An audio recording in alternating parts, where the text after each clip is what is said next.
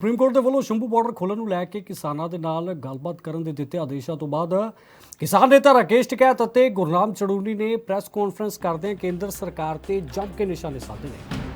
ਉਹਨਾਂ ਕਿਹਾ ਕਿ ਟਰੈਕਟਰ ਟਰਾਲੀਆਂ ਦੇ ਨਾਲ ਕੇਂਦਰ ਨੂੰ ਕੀ ਫਰਕ ਪੈਂਦਾ ਹੈ, ਤਾਂ ਉੱਥੇ ਹੀ ਐਮਐਸਪੀ ਦੀ ਗਾਰੰਟੀ ਕਾਨੂੰਨ ਦੇ ਬੈਠੇ ਗਾਹਲ ਦੇ ਲਈ ਜਿਹੜੇ ਕਿ ਉਹਨਾਂ ਨੇ ਗੱਲ ਕੀਤੀ ਹੈ।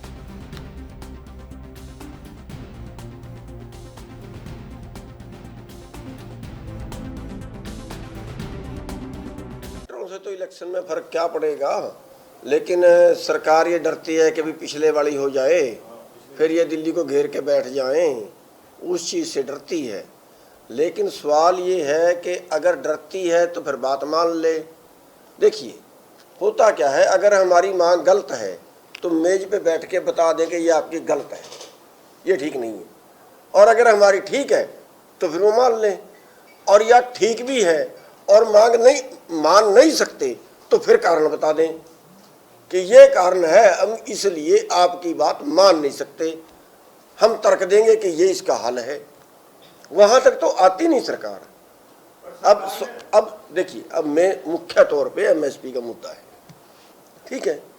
हम ये कहते हैं कि एमएसपी पे हमें बिठाइए, आप भी बैठिए, एमएसपी का हल निकलेगा, लेकिन इस पे तो बैठ के ही तैयार नहीं है, इस पे तो बात करके ही तैयार नहीं, वो है नहीं, ड्रामे करते हैं। अब जो पीछे उन्होंने वादा किया कि भी एमएसपी पे कमेटी बनाएंगे, उस पे उन्होंने 34 मेंबर डाल दिए और 8 मुद्दे डाल दिए।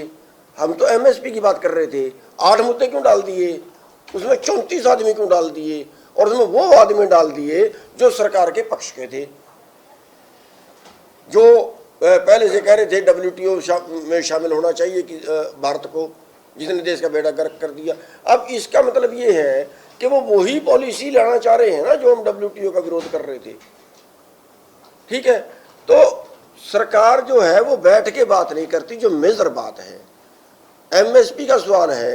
जब एमएसपी सरकार ने तय किया है 1967 में, जब तय किया है, उसके पीछे जो बात थी वो ये थी कि किसान को एक गारंटी हो कि वो कितने कि वो इतना पैसे में तो उसका बिकेगा ही बिकेगा, और वो मंडी में बिकेगा, उस पर सारे बोली वहाँ पे देंगे, एक सरकार की संस्था वहाँ पे खड़ी होगी कि उससे कम न बिके, वहाँ से शुरू हो।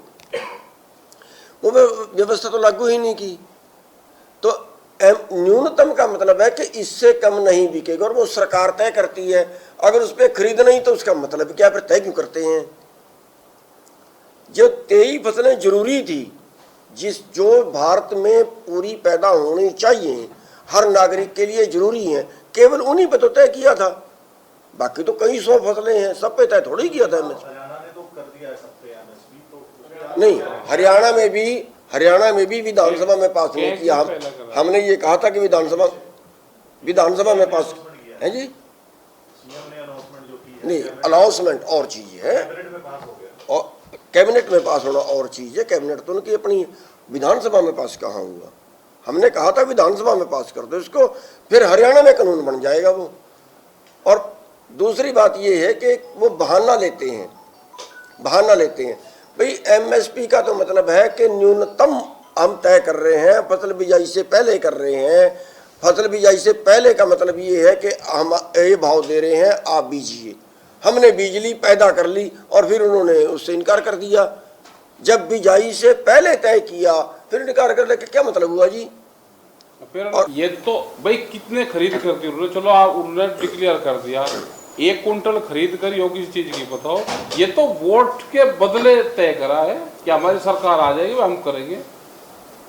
भाई केंद्र में उनकी सरकार है, केंद्र में करो ना। ये एमएसपी गारंटी कानून का मतलब है कि बार बार ये उलझाते हैं कि इसको कि जी सारा सरकार नहीं खरीद पाएगी। हमने कहा कि कानून बना दो, जो सरकार खरीदता है वो खरीद कर ले, व्यापारी उसके कम पे खरीद ना करे, ये कहा हमने।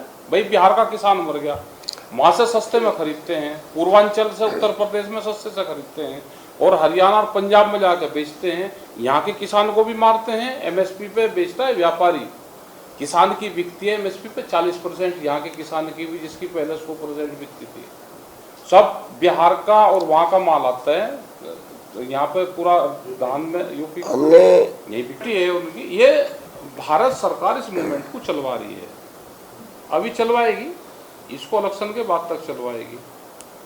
उससे दो फायदे इसके हो रहे हैं कि किसान कौम को बदनाम करा जा, पंजाब सरकार को बदनाम करा जा क्योंकि वहाँ विपक्षी सरकार है, सिख समाज को बदनाम करा जा, और ये कहेंगे कि किसानों ने रोक रखे, सिखों ने रोक रखे, उनको बदनाम करने का भारत सरकार पर ठीक बांधना है। तो ये चलेगा मूवमेंट। अभी हरियाणा का चुनाव भी इसी पे ही लड़ेंगे ये पूरा, अभी तो चलेगा ये। जिस दिन सरकार चाहेगी वो कर रही, क्योंकि किसान मूवमेंट को तोड़ा, किसान जो संगठन थे उनको तोड़ा, उनको उससे लोगों को अलग लेके गए, हमारे संघ को एसकेएम से अलग लेके गए, एक नया एसकेएम बनवाया जा रहा, बहुत नए किसान संगठन बनवाए जा रहे हैं। तो पूरा भारत सरकार की पॉलिसी है। हाँ हाँ, हम गए, हमने 5 आदमी की कमेटी बनाई थी और हमने उनसे बातचीत के लिए भी भेजे थे कि भाई आप बातचीत कर लो, सब इकट्ठा हो जाओ। नहीं आपके साथ आज भी तो थे। नहीं, आज तो देवेंद्र शर्मा जी थे और वो एक जेम पे वो बुलाई मीटिंग, वो हमारे उससे नहीं आए ना, ये एसकेएम की मीटिंग थी। ये तो देवेंद्र शर्मा जो जेम की एक लड़ाई है उसके उसमें सब देखिए एक खराब कर रहे हैं किसानों को। ये किसान संगठन खराब नहीं कर रहे, ये तो सरकार की पॉलिसी है, वो खराब कर रही है। ਇਹਨਾਂ ਦਾ ਦਿੱਲੀ ਜਾਣ ਦਾ ਕਾਲ ਹੈ, ਜਿਹੜੇ ਸ਼ੰਭੂ ਤੇ ਜਾਂ ਖਨੌਰੀ ਦੇ ਬੈਠੇ ਨੇ, ਕਾਲ ਠੀਕ ਹੈ, ਦਿੱਲੀ ਜਾਣਾ ਚਾਹੀਦਾ ਉਹਨਾਂ ਨੂੰ ਜਾਂ ਨਹੀਂ? नहीं, कॉल तो खराब होती नहीं किसान की। और दिल्ली ਇਸ ਸਮੇਂ ਦਿੱਲੀ जाना चाहिए। क्यों दिल्ली में क्या कोई हड़ताल हो रही, दिल्ली में चले जाओ। तो क्या जिसमें वो दे रहे हैं। देखो किसान है वो वापसी जाएगा नहीं, सुन लो बात, किसान वापसी जाएगा नहीं, वो बगैर उसके बिना ट्रैक्टर को भी ये तो लगवा देंगे, रोडवेज बसें लगवा देंगे, आप उससे चल जाओ, क्या करेंगे जाके? मजा तो किसान का वो ये कि ट्रैक्टर लेकर जा, और ये गया हुआ वापसी आता नहीं, फिर ये भी बात ठीक है।